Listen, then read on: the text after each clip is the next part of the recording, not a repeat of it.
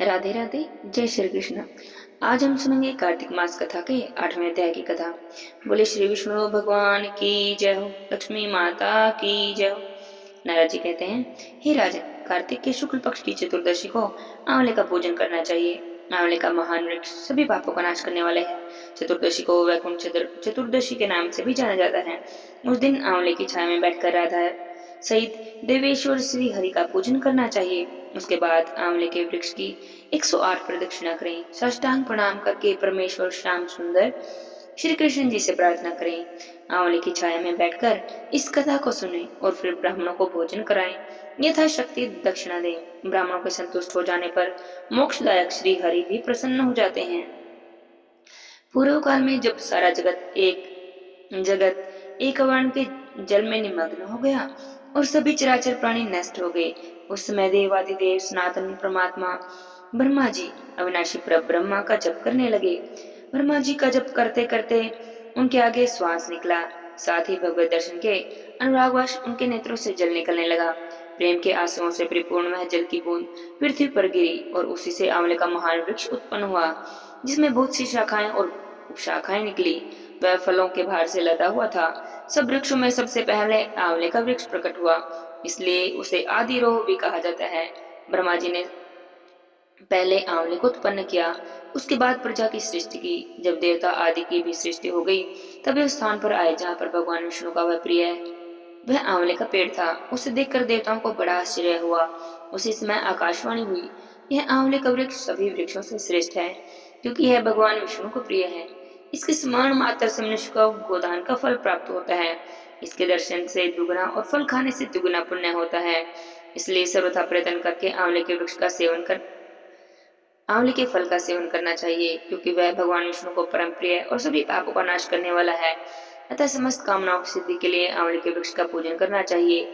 जो मनुष्य कार्तिक के महीने में आंवले के वन में भगवान श्री हरि के पूजन करते हैं, आंवले की छाया में बैठकर भोजन करता है, उसके सभी पाप नष्ट हो जाते हैं। आंवले की छाया में वह जो भी पुण्य करता है वह करोड़ों गुना हो जाता है। प्राचीन काल की बात है। कावेरी के तट पर देव शर्मा नाम के एक श्रेष्ठ ब्राह्मण थे, जो वेद वेदांगों के पारंगत थे। उनका एक पुत्र था जो बड़ा दुराचारी था। पिता ने उसके हित की बात कहते हुए कहा, बेटा, कार्तिक का महीना है जो भगवान विष्णु को बहुत ही प्रिय होता है। तुम इसमें स्नान, दान, व्रत और नियमों का पालन करो। तुलसी के फूल सहित भगवान विष्णु की पूजा करो। भगवान के लिए दीपदान करो, नमस्कार करो और प्रदक्षिणा करो। पिता की यह बातें सुनकर पुत्र को बड़ा क्रोध आया। उसके होठ फड़कने लगे। उसने पिता की निंदा करते हुए कहा, पिताजी, मैं कार्तिक में पुण्य ग्रहण नहीं करूंगा। पुत्र की यह उदंडता पूर्वक वचन सुनकर देव शर्मा को भी क्रोध आया और उन्होंने कहा, ओ दुर्बुद्धि, तू वृक्ष के खोखले में जाकर चूहा हो जा। वृक्ष पिता के दिए श्राप से वह भयभीत हो गया। पिता को नमस्कार करके पूछने लगा, हे पिताजी, उस घृणी योनि से मेरी मुक्ति कैसे होगी? अब यह भी बताइए। इस प्रकार पुत्र के द्वारा प्रसन्न किए जाने पर ब्राह्मण ने श्राप की निवृत्ति का उपाय भी बताया। जब तुम भगवान को प्रिय लगने वाले कार्तिक व्रत का महात्म्य सुनोगे, उस समय उस कथा के सुनने मात्र से तुम्हारी मृत्यु हो जाएगी। पिता के ऐसे कहते ही वह चूहा बन गया और कई वर्षों तक सघन वन में निवास करता रहा। एक समय कार्तिक का महीना था। विश्वामित्र जी अपने शिष्यों के साथ उधर से निकले। नदी में स्नान करके भगवान की पूजा करने के बाद आंवले की छाया में बैठे। वहां बैठकर वे अपने शिष्यों को कार्तिक मास का महात्म्य सुनाने लगे। उसी समय कोई दुराचारी व्याघ्र शिकारी खेलता हुआ वहां पर आ गया। वह प्राणियों की हत्या करने वाला था। ऋषियों को देखकर वह उन्हें भी मार डालने की इच्छा करने लगा, परंतु उन महात्माओं के दर्शन से उसके भीतर सद्बुद्धि जाग गई। उसने ब्राह्मणों को नमस्कार किया और पूछा, आप लोग कौन हैं और यहाँ क्या करते हैं? उसके ऐसा पूछने पर विश्वामित्र जी बोले, कार्तिक का महीना है और कार्तिक का महीना सभी महीनों में सर्वश्रेष्ठ होता है। उसमें जो भी कर्म किया जाता है वह बरगद के बीज की भांति बढ़ता है।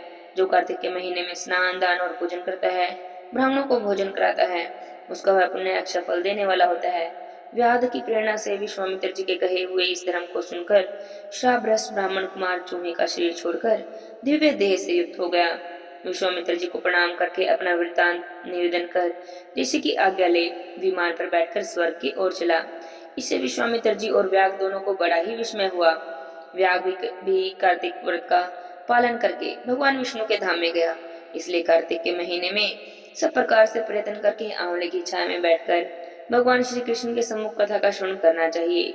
जो ब्राह्मण कार्तिक के महीने में आंवले और तुलसी की माला को धारण करता है उसे अनंत पुण्य की प्राप्ति होती है।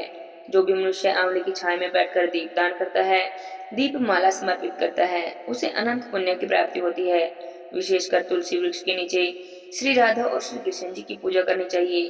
तुलसी के अभाव में यह पूजा आंवले के वृक्ष के नीचे करनी चाहिए। जो आंवले की छाया के नीचे कार्तिक के महीने में ब्राह्मण दंपति को एक बार भी भोजन कराता है और उसके बाद स्वयं भोजन करता है, वह अन्न दोष से मुक्त हो जाता है। लक्ष्मी प्राप्ति की इच्छा रखने वाला मनुष्य सदा ही आंवले से स्नान करे। विशेषकर एकादशी तिथि को आंवले से स्नान करना चाहिए। एकादशी के दिन आंवले से स्नान करने पर भगवान विष्णु प्रसन्न और संतुष्ट होते हैं।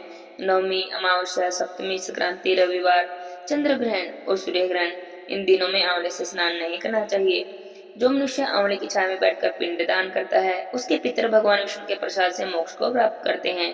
तीर्थ हो या घर हो, जहाँ जहाँ मनुष्य आंवले से स्नान करता है वहां पर भगवान विष्णु स्थित हो जाते हैं। जिसके शरीर की हड्डियां आंवले के स्नान से धोई जाती हैं वह फिर गर्भ में वास नहीं करता। जिसके सिर के बाल आंवला मिश्रित जल से सेंगे जाते हैं वह मनुष्य कलियुग के दोषों का नाश करके भगवान विष्णु को प्राप्त करता है। जिस घर में सदा आंवला रखा रहता है वहाँ भूत प्रेत कुष्मांड और राक्षस प्रवेश भी नहीं कर सकते। जो कार्तिक के महीने में आंवले की छाया में बैठकर भोजन करता है उसे 1 वर्ष तक अन्य संसर्ग से उत्पन्न हुए पापों के दोष से मुक्ति प्राप्त होती है। नारद जी कहते हैं, हे राजन, अब मैं आपसे कार्तिक व्रत के उद्यापन का वर्णन करता हूँ जो सभी पापों का नाश करने वाला है। व्रत का पालन करने वाला मनुष्य कार्तिक शुक्ल चतुर्दशी को व्रत की पूर्ति और भगवान विष्णु की प्रीति के लिए उद्यापन करे। तुलसी के ऊपर एक सुंदर मंडप बनावे, उसे केलों के खंभों से सेंक करके नाना प्रकार की धातुओं से उसकी विचित्र शोभा बढ़ावे। मंडप के चारों ओर दीपों की श्रेणी सुंदर ढंग से सजा करके उस मंडप में सुंदर बंधनवारों से सुशोभित 4 दरवाजे बनाए, उन्हें फूलों से और चंवर से सुसज्जित करे। द्वारों पर पृथक पृथक मिट्टी के द्वारपाल बनाए, उनकी पूजा करे। उनके नाम इस प्रकार से हैं, जय विजय, चंड प्रचंड, नंद सुनंद, कुमद और कुमुदाक्ष। उन्हें चारों दरवाजों पर 2-2 के क्रम से स्थापित करके भक्ति पूर्वक उनकी पूजा करे। तुलसी की जड़ के पास 4 रंग से सुशोभित सर्व तो भद्र मंडल बनावे, उसके ऊपर पूर्ण पत्र और पंचरत्न से संयुक्त कलश की स्थापना करे। कलश के ऊपर शंख चक्रधारी भगवान विष्णु की स्थापना करे और उनका पूजन करे। भक्ति पूर्वक उपवास करे। रात्रि में गीत वाद्य कीर्तन आदि मंगलमय आयोजन के साथ जागरण करे। जो भगवान विष्णु की प्रीति के लिए जागरण करते समय भक्ति पूर्वक भगवत संबंधी पदों का गान करते हैं वे सैकड़ों जन्मों की पाप राशि से मुक्त हो जाते हैं। जो भी मनुष्य भगवान विष्णु के निमित्त जागरण करके रात्रि भर भगवान का कीर्तन करते हैं उन्हें असंख्य गोदान का फल प्राप्त होता है। जो मनुष्य भगवान की मूर्ति के सामने नित्य गान करते हैं उनके जन्मों जन्मों के पाप नष्ट हो जाते हैं। जो भगवान के सम्मुख बैठकर कीर्तन करते हैं, बंसी आदि बजाकर भगवत भक्तों को प्रसन्न करते हैं, उनकी भक्ति पूर्वक रात्रि में जागरण करते हैं, उन्हें करोड़ों तीर्थों का फल प्राप्त होता है। उसके बाद पूर्णमासी में एक ब्राह्मण को पत्नी सहित निमंत्रित करें। प्रातःकाल स्नान और देव पूजन करके वेदी पर अग्नि की स्थापना करें। भगवान की प्रीति के लिए तिल और खीर की आहुति दें। ओम की शेष विधि पूरी करके भक्ति पूर्वक ब्राह्मणों का पूजन करें, उन्हें दक्षिणा दें और उनसे क्षमा प्रार्थना करें और इस प्रकार कहें कि आप लोगों की अनुकंपा से भगवान विष्णु सदैव मुझ पर प्रसन्न रहें। ईश्वर को करने से मेरे 7 जन्मों के सभी पाप नष्ट हो जाएं, मेरी संतान चिरंजीवी हो। इस पूजा के द्वारा मेरी सभी मनोकामनाएं पूरी हो जाएं, मेरी मृत्यु के बाद मुझे विष्णु लोक की प्राप्ति हो जाए। इस प्रकार प्रार्थना और क्षमा प्रार्थना करके गुरु को भोजन कराएं और गाय का दान करें। घर वालों और मित्रों के साथ स्वयं भी भोजन करें। भगवान द्वादशी तिथि को शयन से उठें। त्रयोदशी को देवताओं से मिले। चतुर्दशी को सबने उनका दर्शन किया और पूजन किया, इसलिए उस तिथि में भगवान की पूजा करनी चाहिए। गुरु की आज्ञा से भगवान विष्णु की श्रवण में प्रतिमा का पूजन करें। इस पूर्णिमा को पुष्कर तीर्थ की यात्रा के श्रेष्ठ मानी गई है। कार्तिक महीने में इस विधि का पालन करना चाहिए। जो इस प्रकार कार्तिक का पालन करते हैं वे सभी धन्य और पूजनीय हैं, उन्हें उत्तम फल की प्राप्ति होती है। जो भगवान विष्णु की भक्ति में तत्पर होकर कार्तिक व्रत का पालन करते हैं उनके शरीर में स्थित सभी पाप नष्ट हो जाते हैं। जो श्रद्धा पूर्वक कार्तिक उद्यापन की इस कथा को सुनता है अथवा पढ़ता है अथवा दूसरों को सुनाता है वह भगवान विष्णु का प्रिय माना जाता है। बोलिए विष्णु भगवान की जय हो। लक्ष्मी माता की जय हो। राधे राधे। जय श्री कृष्ण।